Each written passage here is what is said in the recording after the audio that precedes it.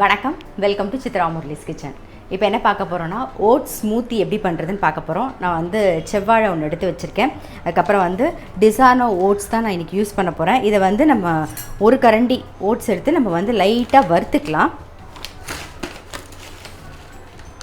ஏற்கனவே வந்து கடாய் வந்து சூடு பண்ணியிருக்கேன். ஸோ இந்த ஒரு கரண்டி ஓட்ஸ் வந்து வறுத்துக்கலாம்.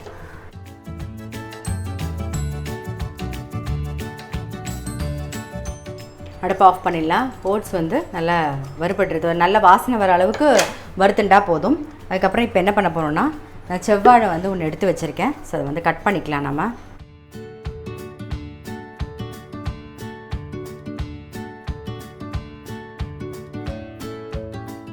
இப்போ செவ்வாழை கட் பண்ணியாச்சு. இப்போ பாதாம் பருப்பும் முந்திரி பருப்பும் யூஸ் பண்ண போகிறோம். நான் வந்து டிசானோட் தான் யூஸ் பண்ணுறேன். நான் ஓட்ஸ் அப்புறம் பாதாம் பருப்பு முந்திரி பருப்பு எல்லா டிசானோட லிங்க் வந்து நான் டிஸ்கிரிப்ஷன் பாக்ஸில் கொடுக்குறேன்.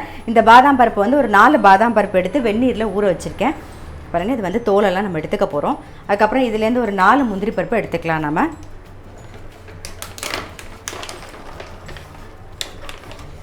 ஒரு 4 முந்திரி பருப்பு எடுத்துருக்கேன். ஸோ அதையும் இதில் சேர்த்துக்கிறேன். ஒரு 2 பேரிச்சம்பழம் வந்து வெந்நீரில் ஊற வச்சுருக்கேன். அதையும் நான் சேர்த்துக்கிறேன்.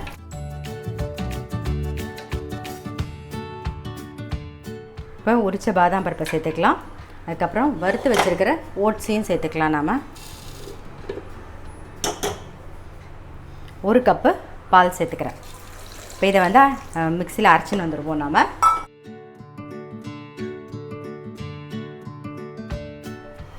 ஓட்ஸ் ஸ்மூத்தி வந்து இப்போ ரெடி ஆகிடுது. சர்வ் பண்ணிடலாம்.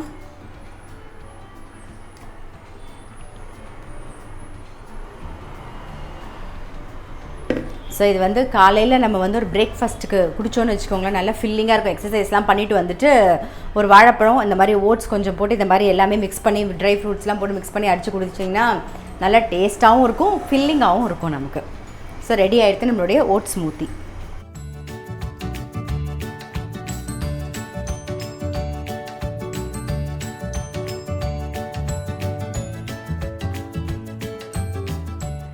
இப்போ வந்து டிஃபனுக்கு வந்து காரடையா நோம்பு அடை தான் பண்ண போகிறோம். காரடையா நோம்பு அன்றைக்கி தான் பண்ணணும்னு இல்லை, இந்த கார அடை வந்து எப்போ வேணாலும் பண்ணி நம்ம டிஃபனாக சாப்பிட்லாம். ஸோ இப்போ வந்து நான் அதுதான் பண்ண போகிறேன். அதுக்கு வந்து அடுப்பில் கடாய் வச்சுருக்கேன், காஞ்சிருக்கு. நான் வந்து தேங்காய் எண்ணெய் விடுறேன்.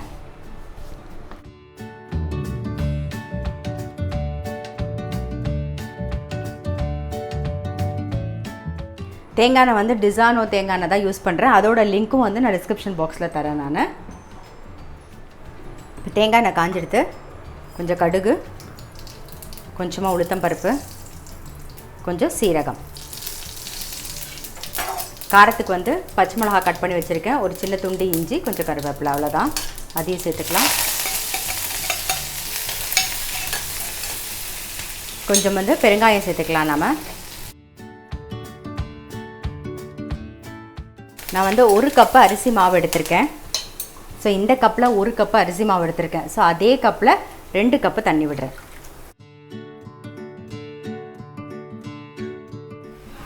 ஏற்கனவே காராமணி வேக வச்சுருக்கோம். அதில் வந்து கொஞ்சம் வந்து உப்பு போட்டு தான் வேக வச்சுருக்கேன். ஸோ இதுக்கு வந்து பார்த்துட்டு உப்பு கொஞ்சமாக போட்டுக்கலாம். அதுக்கு தகுந்த மாதிரி போட்டுக்கலாம். அவ்வளோதான். கொதிக்கட்டும். இப்போ வேக வச்ச காராமணியும் சேர்த்துருவோம். சேர்த்துட்டு அடுப்பை வந்து சிம்மில் வச்சுட்டு அரிசி மாவு போட்டு கலரலாம்.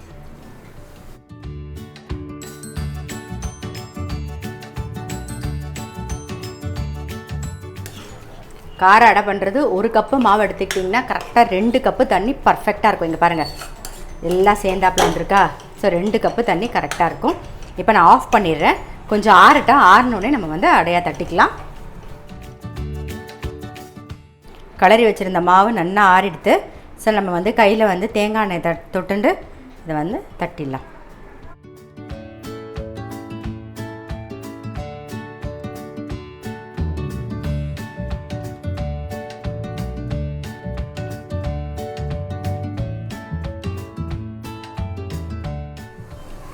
அடையெல்லாம் தட்டிண்டாச்சு.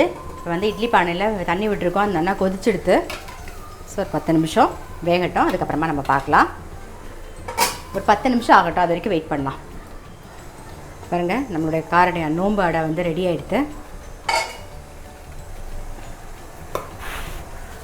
ஆறட்டும். நல்லா எடுத்துடலாம்.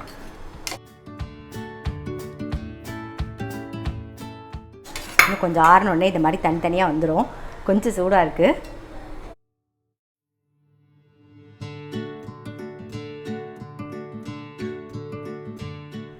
ஸோ அடை வந்து டிஃபனுக்கு அடை வந்து ரெடி ஆகிடுது. இது ரொம்ப சிம்பிள், ஈஸி, எண்ணெயும் ரொம்ப கம்மியாக தான் இருக்கும், லைட் டிஃபனாக தான் இருக்கும். ஸோ நீங்கள் வந்து இதை ட்ரை பண்ணலாம். நம்ம வந்து காரடையா நோம்பு அன்னைக்கு கண்டிப்பாக பண்ணுவோம். ஆனால் வந்து அடிக்கடி இதை வந்து டிஃபனுக்கே நம்ம யூஸ் பண்ணலாம்.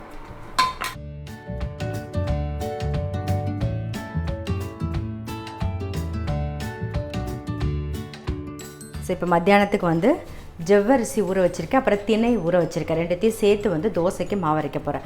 1 கப்பு திணை எடுத்துக்கிட்டிங்கன்னா 1/2 கப்பு ஜவ்வரிசி எடுத்துட்டா போதும். ஒரு 4 மணி நேரம் ஊறினாலே போதும். ஆக்சுவலாக புளிக்கணுங்கிற அவசியம் கிடையாது. இப்போ நான் வந்து ஊற வச்சுருக்கேன். ஊற வச்சுட்டு தண்ணியெல்லாம் வடிய விட்டு எடுத்து வச்சுருக்கேன். ஸோ இதை வந்து நல்லா நைஸாக தோசைக்கு அரைக்கிறதுக்கு, தோசைக்கு எப்படி அரைப்போம் நம்ம அதே மாதிரி தான் நல்லா நைஸாக அரைச்சி எடுத்துன்னு வந்துடுவோம். ஜவ்வரிசியும் சேர்த்துக்கலாம். இது கூட வந்து தேவையான உப்பையும் சேர்த்துருவோம். நாம்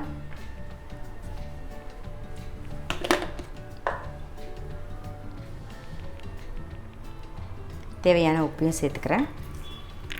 அப்புறம் தயிர் வந்து ஒரு 1/2 கப்புக்கு நீங்கள் சேர்த்துக்கலாம். ஒரு 1/4 கப்புக்கு சேர்த்துக்கோங்க தயிர். நான் வந்து 1 கரண்டி தயிர் சேர்த்துக்கிறேன். இப்போ இதை அரைச்சி எடுத்துன்னு வந்துடுவோம். பாருங்க, நல்லா நைஸாக அரைச்சாச்சு. இதை ஒரு பவுலில் ட்ரான்ஸ்ஃபர் பண்ணிவிடுவோம். தோசைக்கு மாவு அரைப்போம் இதே மாதிரி இந்த கன்சிஸ்டன்சியில் இருக்கணும். கல் நல்லா காஞ்செடுத்து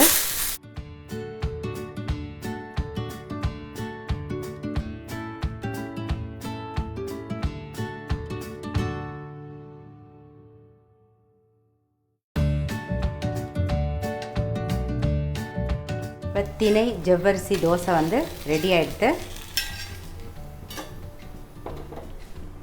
அதே மாதிரியே எல்லா தோசையும் பார்த்துக்கலாம். நாம்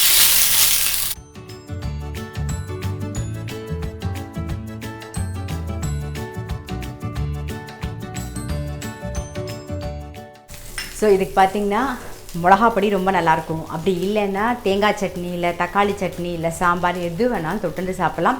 ரொம்ப ரொம்ப நல்லா டேஸ்ட்டாக இருக்கும். நீங்கள் காலையில் திணையும் ஜவ்வரிசியும் ஊற வச்சிட்டிங்கன்னா ஒரு 3-4 மணி நேரம் ஆகிடும் இல்லையா? ஸோ நீங்கள் மத்தியானம் டிஃபன் பண்ணுறதுக்கு சௌரியமாக இருக்கும். நைட்டு வாக்குறதா இருந்தாலும் நீங்கள் வந்து ஒரு 10-11 மணிக்கே ஊற வச்சிட்டிங்கன்னு வச்சுக்கோங்க. நைட்டு வந்து அரைச்சிட்டு உடனே வந்து வாத்துடலாம். ஸோ இன்ஸ்டண்ட்டாக டக்குன்னு டிஃபன் பண்ணிடலாம். என்ன டிஃபன் பண்ணுறதுன்னு யோசனை பண்ணும்போது திணையும் ஜவ்வரிசியும் சேர்த்து டிஃபன் பண்ணி தோசை பண்ணி சாப்பிட்லாம். ஸோ கண்டிப்பாக நீங்கள் வந்து உங்கள் வீட்டில் ட்ரை பண்ணி பாருங்கள். இன்றைக்கி குக்கிங் வ்ளாக் பார்த்துருப்பீங்க. உங்கள் எல்லாருக்குமே ரொம்ப பிடிச்சிருக்கும். நான் அடுத்த வ்ளாகில் உங்களை சந்திக்கிறேன்.